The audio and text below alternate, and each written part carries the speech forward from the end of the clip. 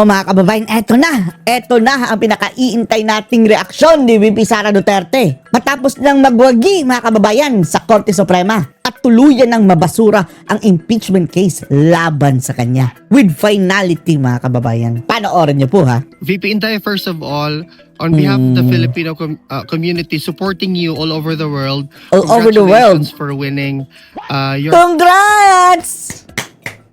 case against the impeachment complaint filed against you. Yes.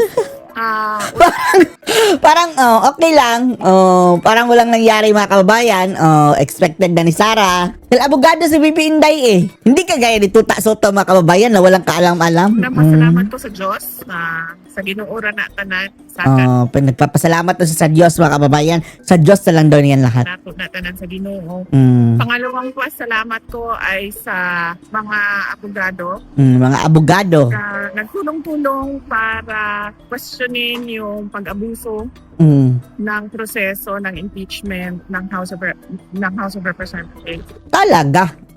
Pang-aabuso. Malinaw yan mga kababayan na there is a grave abuse of discretion. At pangatlo ay yung pasalamat ko sa lahat ng mga kababayan na patuloy na naniniwala at nagtitiwala sa Ma'am, alam mo Thankful yung former si VP president Inday. na nanalo ka sa kaso mo? hindi ko Hindi. Hindi ba alam ni Tatay Digong? Kung inyong matatandaan mga kababayan, bago pa maaresto si Tatay Digong dati, bago pinakidnap mga kababayan, di ba? Sinampahan na ng kaso si VP Sara at ang sabi ni Tatay Digong, ako na ang magiging abogado mo, Inday Sara. hindi ko binabanggit sa kanya yung mga kabahin sa ako ba? Tungkol daw sa Hindi ko sa kanya, binabanggit hindi sa na. kanya na may nag-file ng isang impeachment, second impeachment, third Second impeachment. and third. Nabanggit ko isang beses kaso hindi ko lang alam kung naintindihan niya na Tungkol sa impeachment. yun, ang parte ano, sa impeachment, ang questioning the yung impeachment sinasabi. kasi isa siya sa mga abogado doon. Ah. Maalala niyo, Ay, oo nga, no? si President Duterte sa mga pumirma doon sa petition na sa Supreme Court. Noon, Dahil bago pa lang yun mga kababayan, di ba mayroon nang naunang sinampa ang Makabayan Black nga ba yun? Yung first 3 na sinampa. Pero hindi yun ang pinaano mga kababayan, pinausad. Yung last na kagagawa nila Tambaluslos ang pinausad na nila. yun, nabanggit ko. Kanina, hindi ko na binanggit sa kanya yung denial ng Denial motion for reconsideration. motion for sa reconsideration. kaso dahil ayoko na pag-usapan. Obviously, ayaw na. Kasi mga kababayan alam ni VP Inday na ang lahat ng ito is alingas-ngas lang, panggulo lang mga kababayan. Actually, wala ngang hindi ito nakakatulong sa bansa. Yung mga panggugulo nila, diversionary tactic na ginagamit para malihis ang usapan. Mabuting pag-usapan na yung mga ibang bagay na mas may relevance sa buhay natin at sa bayan kesa yung sa impeachment. Hindi na siguro magtanong, ma'am, kasi may follow-up sa Nahiya na si Alvin magtanong tungkol sa impeachment dahil sabi ni VP Inday, ayoko na pag-usapan yan. sa impeachment. Hindi ko binanggit sa kanya. How about, ma'am, knowing that dismissed with finality naman yung motion for reconsideration? Finality, tapos hindi na sila pwedeng mag-motion for consideration Are you ulit. prepared for the seemingly obvious effort of your detractors come after February 6 to file another impeachment complaint against you? Si Dilima mga kababayan, ang sabi, naghahanda na sila. Di bali daw na-reject ng Korte Suprema mga kababayan, pero magsasampa ulit daw sila. Ang problema nila, back to zero.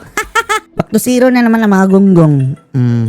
Yes. Yung mga lawyers, they've been preparing, or they were hired as early as fourth quarter of 2023, the moment that one of the members of the House of Representatives announced that they will file a case against me. At nakumpirma ko yun sa loob ng opisina noon ng speaker noon.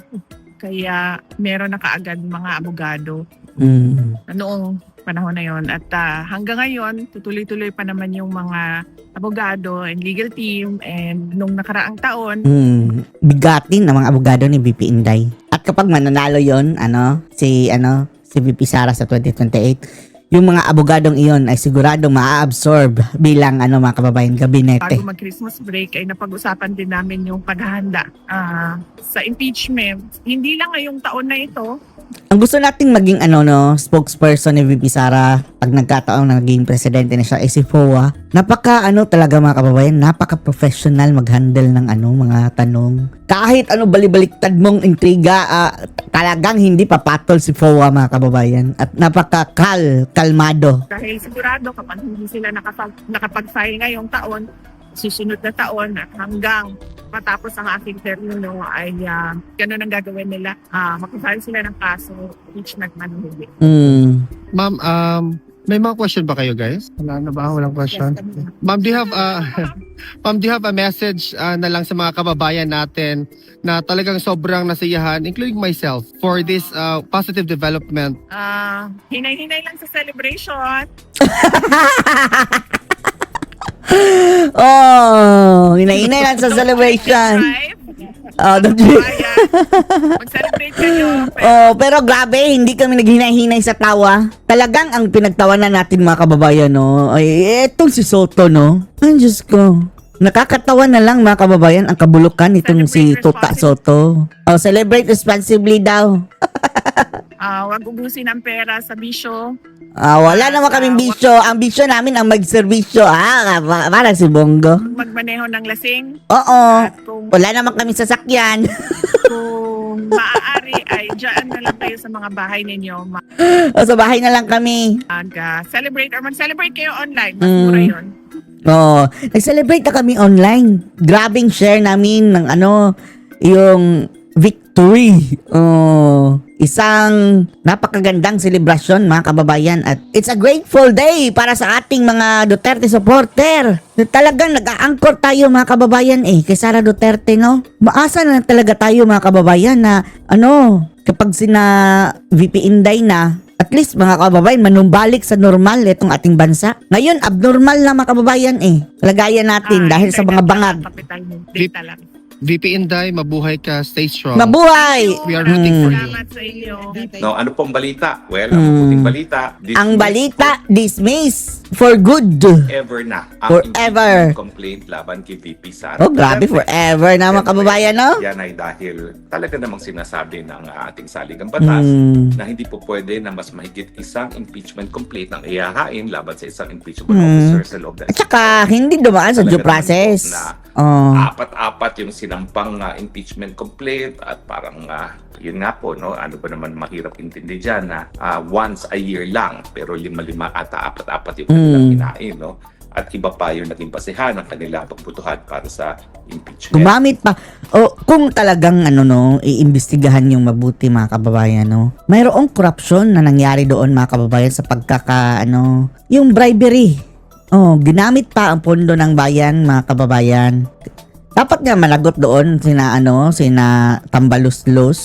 Dahil gumamit sila ng pondo ng bayan para mang-bribe ng pumirma sa impeachment. So natutuwa naman po ako na hindi nanalo si Inday Sara ho dito. Ang nanalo po yung sambayan ng Pilipino dahil tinaguyod ng Supreme Court yung pagiging pinakamataas na batas ng ating saligang batas. So naghain ng kaso si VP Sara, ang panalo taong bayan. Kasi kapag ang Supreme Si Soto, ibang klase si Soto mga kababayan. Gusto na niyang pag-resignin. Sana daw mag-resign na lahat ng itong mga maestrado na Supreme Court na nagkaroon ng unanimous mistake. Parang talo daw ang sambayan ng Pilipino dito mga kababayan sa unconstitutionality na ginawa ng Supreme Court at paglabag daw sa ligang batas. Grabe ni Tuta Soto. Court ay nagdesisyon ang tinataguyod ang ating kataas-taasang batas na tinatawag sa ligang batas. Ang panalo ay taong bayang Pilipino. Panalo ay taong bayang Pilipino. Incidental po na ang nanalo dyan at hindi na pwedeng ang ituloy yung impeachment complaint with finality ay si VP Sara. Pero tayo mga Pilipino po, tayo talaga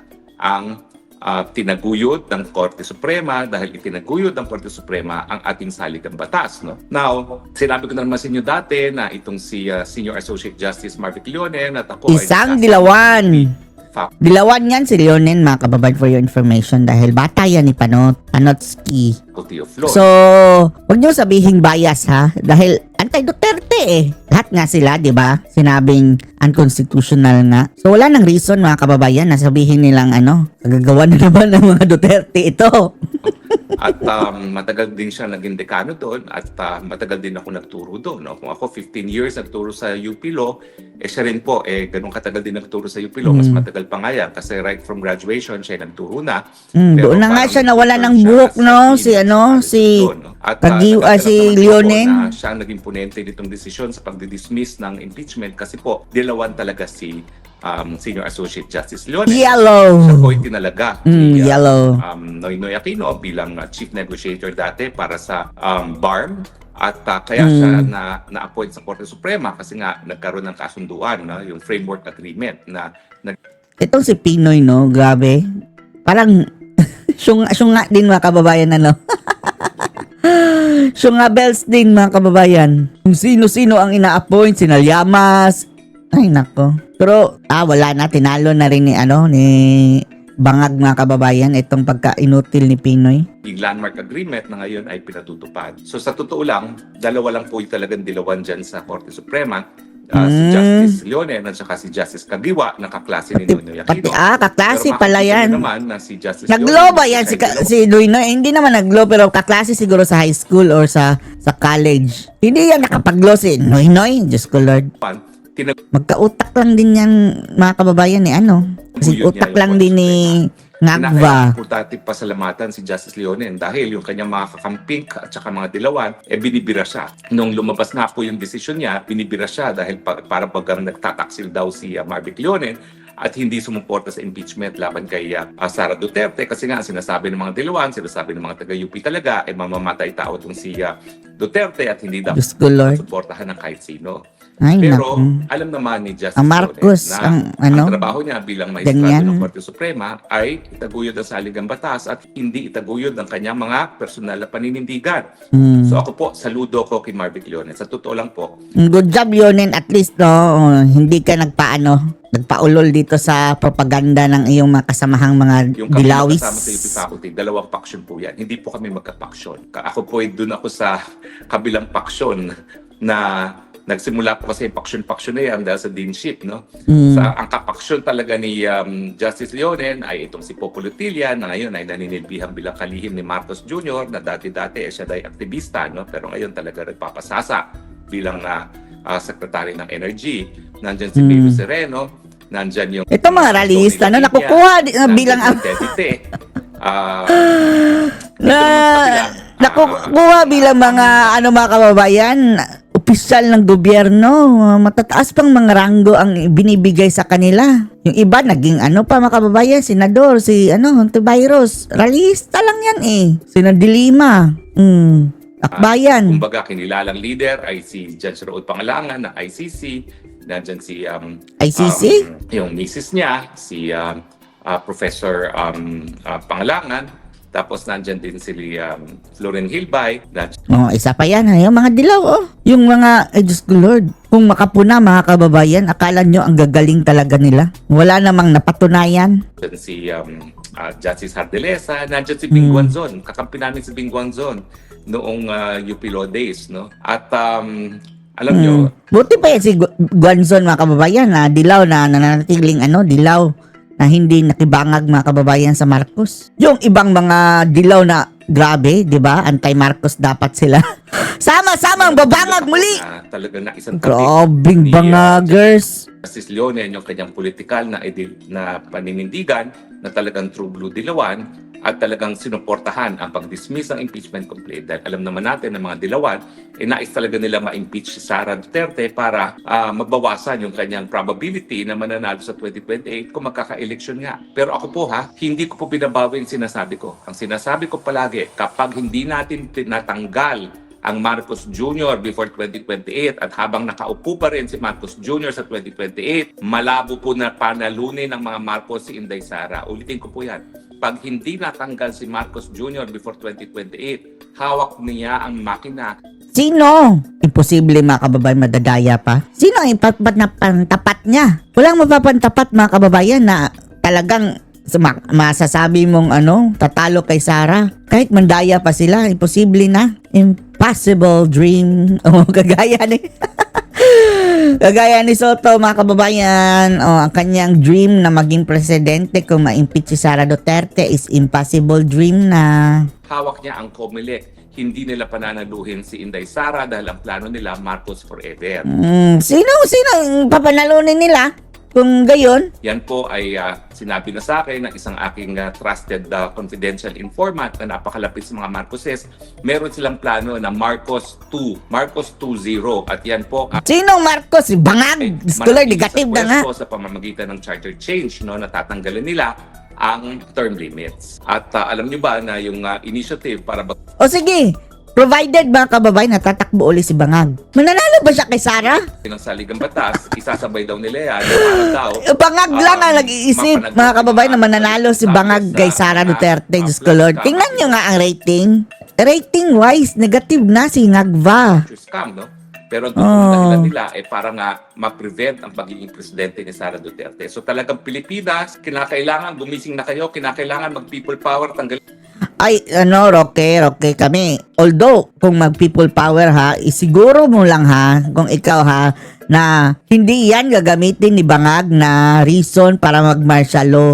Although nakakainis isipin mga kababayan na 2 years pa, pero yung 2 years, madali na lang siguro. By December this year, mga kababayan, magdideklara na si Sara Duterte ng candidacy. Sabi niya, pinangako na niya yan. December this year. Mabilis na lang. Kaso lang, mga kababayan, kung ipipilit natin, gusto natin baka ma-insight ito si Disha na, gusto nating mawala si Marcos sa pwesto via legal means. Kung people power man, pero gusto natin impeachment o resignation. Pero, yung people power, pati si Baste, mga kababayan, nag-aalinlangan dahil unang-una, kulang sa suporta sa mga militar. At kung papalpak yan, mga kababayan, yan pa ang magti-trigger na hindi na bababa sa pwesto si Bangag dahil alam nyo na, Tatak Marcos, magdedeklara yan ng martial law, anarchy. Alam natin yan eh.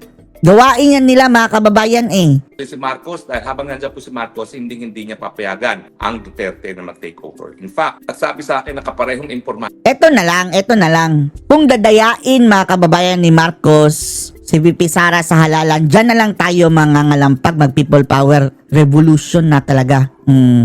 ko. Unlike Inday Sara, ang bilin ni Marcos Jr. ay kung may mangyari sa kanya, siguraduhin hindi magiging presidente si Inday Sara Duterte at hindi po pwedeng mangyari yan. Ibig sabihin, meron na siyang utos na gurgurin si Inday Sara. Ay, wag naman sanang magurgur.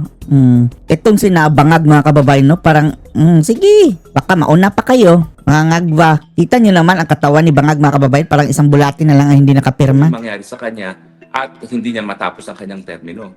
Miski bawian siya ng buhay ng Panginoon na walang gumagalaw sa kanya, ang bili ni Marcos Jr. gurgurin si Inday Sara dahil hindi po pwede na maging presidente ang isang Duterte muli. So wag na kayong managinip, mga dilawan at mga pulahan na sa eleksyon ay mananalo bakit? kung sino ang gusto ng taong bayan. Ha? Ang mananalo talaga dyan Yan, sasama na kami sa people power talaga. Kung hindi bababa si Bangag. Dahil illegal na yung pinagagawa niya eh. At kung magdedeklara siya ng martial law, wala nang mga kababayan. Hindi na valid dahil hindi na siya ang rightful na presidente. Marcos at kung sino susuportahan ni Marcos. Kasi nga, Marcos! maski siya bawiin ng buhay ngayon na wala namang gumagalaw sa kanya, ang bilin talaga niya, in place na po yan. Gurgurin si Inday Sara para hindi maging presidente. So sa tingin niyo ba mananalunan? Uy, si VP Inday pa naman, mga kababayan, sa Dahig. Nag-iisa lang siya. Naglalakad.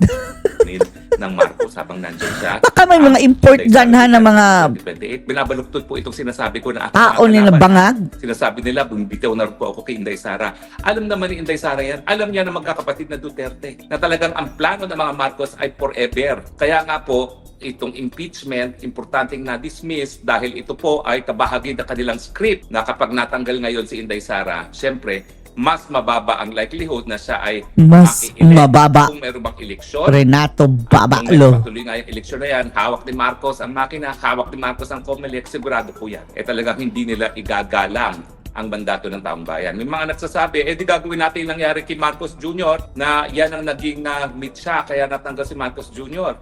Sa akin naman, bakit pa aantayin na magkaroon ng isang eleksyon na talagang hindi susundin ang mandato ng taong bayan. Ngayon naman, may pagkakataon na tayo dahil talaga namang ayon sa saligang batas ang people power. Ang pinagbabawal ay yung madugong pamamaraan para matanggal ang isang nakaupo sa pwesto. Pero ang papayapang mga pamamaraan, yan po yung kinikilala ng ating saligang batas kasi kabahagi yan ng ating kasaysayan. At yan nga ang dahilan kung bakit meron tayong freedom constitution. Yan nga, okay.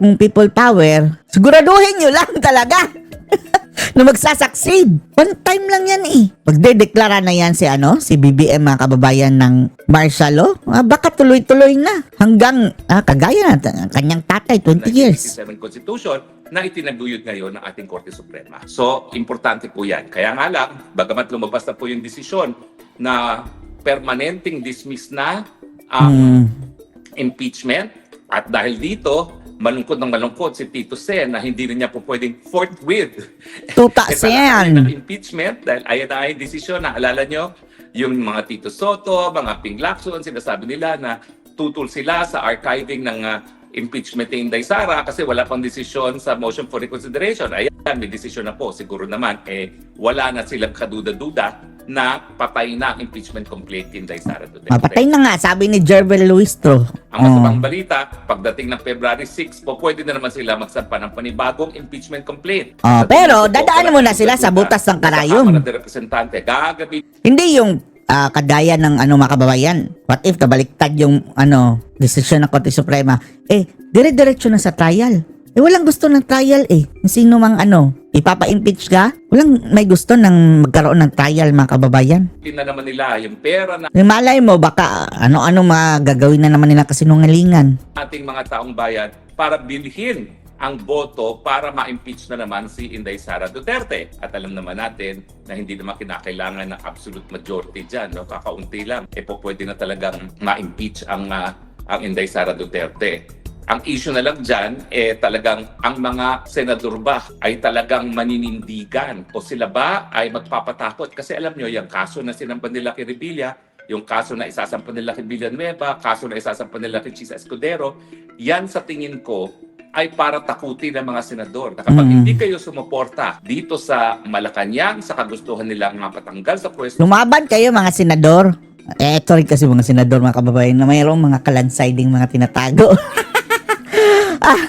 Lahat kasi, mga kababayan, mayroong mga something. Sara, kayo'y tatanggalin din at ipakukulong. In other words, yung kaso kay Revilla, kaso sa mga ibang senador, yan ay talagang, kumbaga, blackmail ng Malacanang na pag hindi kayo sumuporta sa kagustuhan namin na mapatanggal si Inday Sara, kayong makakasuhan. At syempre, importante sa kanila na mapatanggal si Inday Sara dahil ang pangako ka ni Ombudsman Remulla, pakukulong niya si Inday Sara Duterte. At Nasaan na pala si Ombudsboying? Nagpapagaling na ba si Ombudsboying? Bakit hindi na lumalabas sa media? sa ating saligang batas, walang kaduda-duda na itataguyod mo. Where na you, Bujingjing? Hindi po pwedeng kasuhan ng kasong kriminal. Kumusta ng leukemia mo? May parusang pagtatanggal sa pwesto ang isang impeachable officer hanggang hindi siya natatanggal sa pwesto. Kaya importante sa script ng mga Marcoses na matanggal si Inday Sara Duterte sa isang impeachment trial para sa ganon, siya ay mapakulong na, magkaroon ng disqualification from office at hindi makatakbo para presidente. Kaya kinakailangan meron din tayong plan B. At ang plan B naman, kapag sila ay nagtagumpay, nandiyan naman yung either Baste or Pulong. Pero sa tingin ko, ang kabataan, masusuportahan si Baste kasi idol na kabataan si Baste. Baste. Sila lang akala nila. Pag akala nila, Wag mag-alala, mga kababayan, dahil maraming backup ang mga Duterte. disqualify nila si Inday Sara, napakulong nila, akala nila tapos na ang Duterte. Papalabasin ni Baste. Dahil mayroong amnesty, mga kababayan Hindi. Nandyan pa ang Baste, nandyan pa ang Pulong, at kung sino man ang susuportahan ng mga Duterte. Sigurado po ako, kahit sino yan, kahit hindi kakilala ng taong bayan, kapag pinatanggal nila si Sara Duterte at pinakulong gaya ng pagkapakulong kay Tatay Digong, ay naku po, kahit sinong suportahan ng Duterte, Kahit si Kitty nga patakbuhin, mananalo yan. yan ang mananalo sa eleksyon. Assuming, Basta Duterte lang. kikilalanin ng mga Marcoses ang resulta ng eleksyon. Pero yun nga po, dahil ang gusto nila ay Marcos forever, mukhang hindi nila kikilalanin kahit sinong manalo na hindi Marcos mismo or na-endurso ng mga Marcoses. So paano na yan? Makukulong sila dyan. Dyan na sila makulong. Itong mga gunggong na Marcos Bongbong. Maiba naman po tayo, no? Ayan na po. Dahil doon sa pag-iinsulto ni Tariela sa pagkatao ng presidente ng China, si President Xi, nagkaroon na po ng talagang sigawan sa panig ng mga senador ng mga Pilipino at ng Chinese Foreign Ministry. So paano na to ngayon, mga kababayan? Ang sabi ni Bangag ay hindi daw siya pabor na ideklarang persona non grata. Si yung ng China. Alam po, nalulungkot po ako dito kasi wala namang kwalipikado dyan sa Senado na para makipagbalitaktakan sa larangan ng foreign relations at international Wala law. Si Tulfo, Diyos ko Lord, ang nagbida-bida ngayon, mga kababayan, si Erwin Tulfo na gunggong din, mga kababayan. Kasalita dyan, ni walang alam sa international. Walang kaalam-alam. Mga, diba? Liar. Convicted din sa cyber libel Kaya nga, dakdak sila ng dakdak, palayasin ng mga Chino, biyaan mo silang umalis, isarado ang kanilang embahada na hindi nila alam kung bakit sa larangan international law, anong importansya ng pagkakaroon ng isang embahada. Nagsalita na po ang mga Chino, hindi sila papayag na ang isang kasama nila ay mapaalis dahil na-deklarang persona non grata dahil aalis silang lahat at isasarado ang embahada. Pero sa Sige. larangan ng international law, ano po? Delikado. Ng pagkakaroon ng embahada. Disgrasya Ano talaga. importansya na meron tayong ambassador na galing sa isang bansa na nagpadala sa kanya, no, sa ating republika. Well, sa mulat-mula po, ito naman ay sa panahon pa ng mga Greco at mga Roman, yung mga Romans and Greeks, yung mga ancient states pa. Ang pagtatayo ng embahada ay isang mensahe na handa na ang isang bansa na magkaroon ng mabuting relasyon doon sa bansa na pinadadalhan nila ng sugo. Ibig sabihin, Takot pala si Bangag, mga kababayan, na paatras ang mga Chinese dito sa Pilipinas. Isasarado nga ang embassy. Kita nyo yan? Parang na talaga, mga kababayan, nagpapatayan na ng kandila kapag ganyan. Takot si Bangag. Ang sabi niya, ayaw ko na deklarang persona non grata ang mga inchik. No, paano na yan, Bangag? Yung mga mga alipores mo, gusto. Si Baking Molastarriela. yan ay prueba na gusto nilang magkaroon ng kaugnayan at relasyon na mabuti. Yan pong pagkakaroon ng embahada, yan ay tutulong para magkaroon ng mabuting relasyon at yan din ang magiging instrumento kung paano nga makikisama ang dalawang bansa. Hindi po yan Pilipinas lang ang nagsimula niyan. Mga ancient Greeks pa at mga Roman states, ganyan na po talaga. Romans. ang embahada. Kapag nagsarado po sila, ibig sabihin yan, ayaw nila magkaroon ng kahit anong relasyon sa bansang yan. At ano magiging implikasyon? Well, unang-una po huwag natin kakalimutan ng ating mga mamamayan na nagtatrabaho sa Hong Kong at sa Beijing, ang unang-unang magiging biktima kapag nawala po ng diplomatic relations ang Pilipinas. Kawawa, no? Itong mga walang utak talaga, itong mga Bangag Pilipinas, mga kababayan, parang mga war freak nga. Sira ulo. Hindi nga lang naiisip, mga kababayan, na milyon-milyong Pilipino na nagtatrabaho sa teritoryo ng China, Hong Kong, Taiwan, China. China mismo. Milyon-milyong Pilipino. At ang lahat ng ating produkto, made in China. Paano na? Paano na yan kung gigipitin tayo? Bangag. Mga bangag. China. Lahat po ng mga nagtatrabaho sa ating Amerika nga, Hong tiklop Kong sa at China. tingin ko, mahigit sa milyon na yan. Documented and undocumented. Tayo, Ay, mawawalan mag-aangas. ng buhay. O Risa Ontiveros, Eric, Sylvester. meron ka bang trabahong maibibigay doon sa mga Pilipinong mawawalan ng trabaho? Ay kung meron, sige, Wala. daktak pa kayo. Gusto nila walang trabaho kasi, mga kababayan, maghirap tayo para mamigay lang sila ng ayuda at iboboto na sila. Ariela, ikaw ba? Yan si Tariela, mga kababayan, no? Ay, nako, pwedeng yung talagang ang labi, mga kababayan. Nakalawit ang labi. Bigay ka ba ng trabaho dyan sa mga mawawalan ng trabaho? Pag nawala ng embahada, nawala. Dapat ikulong yan si Tariela. Ikulong yan si Tariela kag mga kababayan. Pag si VP Sara na, ilalagay niya sa alanganin ang ating bansa, mga kababayan ng diplomatic relations sa panig ng Pilipinas at China. Sige, magdadaktak pa kayo kung kayo makakabigay. Dakdak pa more! Pero siyempre, mas matindi pa ang magiging implikasyon niyan dahil kapag wala ng embahada at wala na tayong relasyon sa China, sana natin kukunin yung mga inaangkat natin. Samantalang ang China ang pinakamalaking pinag-aangkatan natin ng ating mga pang-araw-araw na pangangailangan. O, Tariela, o Tibarius, Erich, kayo ba Erich! pagbibigay ng mga kalakal na inaangkat natin sa Pilipinas kapag nawalan na ng diplomatic relations Ay, sa ako. Pilipinas? At siyempre, Erich. hindi tayo masyado nasasaktan dahil ngayon, samantalang 10 milyong mga Chinong bumibisit sa Thailand dahil mabuting relasyon nila at parang mas marami pa ngayon, parang 12 million na ngayon ang bumisita sa Malaysia at sa Indonesia ay hindi naman bababa sa 8 million. Tayo, wala pang 1 milyon ang galing sa China. So, hindi masakit sa turismo kasi wala namang pakialam itong Bangag administration na hindi tayo kumikita sa turismo dahil sa mga Wala pakialam. Wala natin, no? Parang gusto ng mga bangag, mga kababayan, no, na maghirap ang Pilipinas. Chino na nagtuturista. Wala silang pakialam kasi wala naman silang pakialam kung ang mga Pilipino ay nagugutom at hindi nila binibigyan ng importansya na ang turismo ay po pwedeng magbigay ng hanap buhay sa mga Pilipino. Yung pang sekretary nila mga kababayan sa halip na mga tourist spots ang ibibida, yung pagmumukha niya, Diyos Pero ko yan Lord, po ang mawawala sa atin. ganda-ganda sa sarili niya. Diyos ko, na mukha daw mga kababayan, di ba? Mukha daw wakwak, sabi ng mga netizens. Kagaya ng kanyang nanay-tatay, gusto kong tinapay.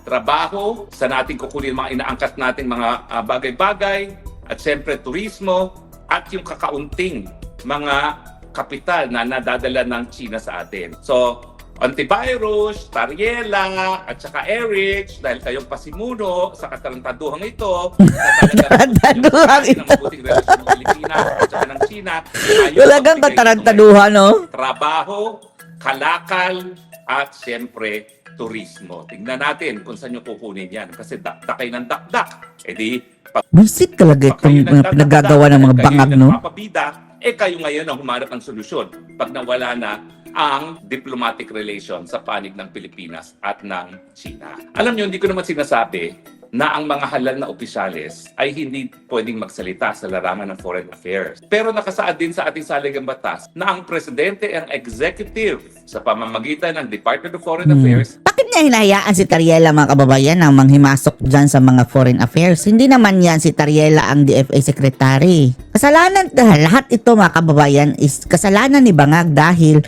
ay hinahayaan niya Kung sino-sino ang magsasalita kahit pa hindi qualified. Ang chief architect Parang mga siraulo na, mga ang siraulo na papel talaga. ng Senado ay kung merong kinakailangan na kasunduan para maging batas ang kasunduan na yan ay isusumite sa Senado. At saka syempre, meron silang oversight sa pamamagitan ng confirmation ng mga diplomatic agents natin na karapat-dapat yung mga tatayong sugo natin. Pero sa larangan ng foreign affairs, malinaw po yan. Yan ay sole prerogative. Hindi naman sole prerogative. But the President is the chief architect of foreign relations. Oo. Miski si Bangag, babangag-bangag, tingin ko naman, hindi rin niya nananaisin na magsarado ang embahada ng China. Bakit? Kasi tatay nga niya ang nagsimula muli ng relasyon sa panig ng Pilipinas. Ayan na nga nadaduwag na nga mga kababayan. Ayaw daw niyang maging persona ng grata yung mga inchik. Sa China, bakit naman niya isasara yan? Isa yan sa pinagmamalaki niya. Sa katunayan, kaya naging pogo lawyer itong si Lisa Araneta Marcos.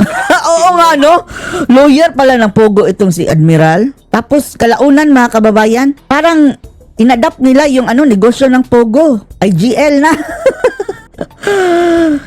Nagtayo din ng parang sariling pogo style. Kumpanya na nagpupunta sa Pilipinas, at least bago niya awayin ang China, Ang Pilipinas nagtayo, hindi sila. Pero malay natin kung anong kinalaman nila dyan mga kababayan. Mayroon ba silang mga nagkukuha mga benepisyo? ay sa kanya Malamang. nagpupunta. Kaya nga lahat ng pogo Malamang nagpupunta. sa malamang. Alam ko sinasabi talaga na ang pinupuntahan nila ang office ni Liza Araneta Marcos kasi nga Lawyer ng pogo yung na yan. Ayan, yung admiral na yan. yung pagbubukas muli ng relasyon sa panig ng Pilipinas at ng China. Sa tingin ko naman kahit sa bangag-bangag, Bangag. legacy na ginawa ng ama niya na gaya ni Nixon, yung tatay niya nagsimula ng relasyon sa panig ng Pilipinas at ng China. Di ba?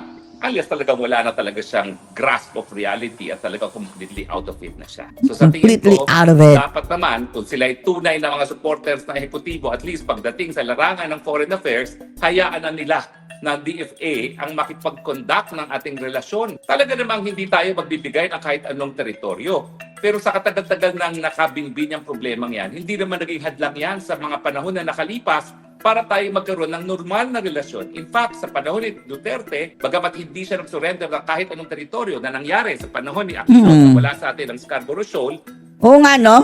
talagang At nandun si Trillanes ang mga kababayan, key person doon kung bakit nawala ang West Philippine Sea sa atin, ng parte ng West Philippine Sea. Kaya yan si Trillanes, dapat niyang imbestigahan talaga. taguyod ng mabuting relasyon si Duterte na nagbunga naman sa pagdating ng mga turistang Chino, sa mga proyektong binigay ng China sa atin, kasama na yung tulay sa Davao na inaangkin ngayon ni Marcos Bangag! Jr. Ang sabi ni Bangag, pamana po ito sa mga At Dabawenyo. saka sa Bangag! pangangalakal at pangakapital Tarpaulin lang ang kanyang ambag. ng Chino dito. So napatunayan natin na yung ating hidwaan sa teritoryo, hindi lang yan ang dapat pag-usapan pagdating sa relasyon ng Pilipinas at ng China. Ang importante, tayo magkapit-bahay sa mulat-mula. Wala naman tayong hidwaan sa panig ng China at ng Pilipinas. At tayo bilang mga Pilipino, alam natin Hindi kailangan makipag-away. Away ka na sa kamag-anak, wag lang sa kapitbahay. At Na bansa. China, bilang our kapitbahay, dapat tayo ay nagkakaroon ng mabuting relasyon, lalong-lalo na ang China ngayon ay lumalabas na pinakamalakas, pinakamakapangyarihan at pinakamayambang bansa sa buong daigdig. Bakit kaya itong si Erich, si Ontiveros, si Sariela, ayaw makinabang ang mga Pilipino? Salot yan sila eh. Kayamanan ng China dahil Yan mga kababayan, gusto siguro silang makipaggera sa China. Gusto sila sakupin tayo ng China. Wala tayong kalaban-laban. Sila ang pro-China. Dahil gusto nilang mga kababayan, gulpihin tayo ng China. Pilipino ay mahirap and nabobola nila, nabibili nila ang boto, kaya ayaw nilang tumaas ang antas ng kabuhayan ng mga Pilipino. Wag naman po. Dapat ang suma total ng ating panlabas na relasyon ay mas maraming pagkain sa pagkainan ng Pilipino at yan ay makakamit lamang kung mas pabubutihin natin ang relasyon natin sa pinakamalakas at pinakamayamang bansa ngayon sa daigdig. Yan ay bansang China, ayaw man nating aminin or hindi. Ano masasabi niyo mga kababayan? Post comments below.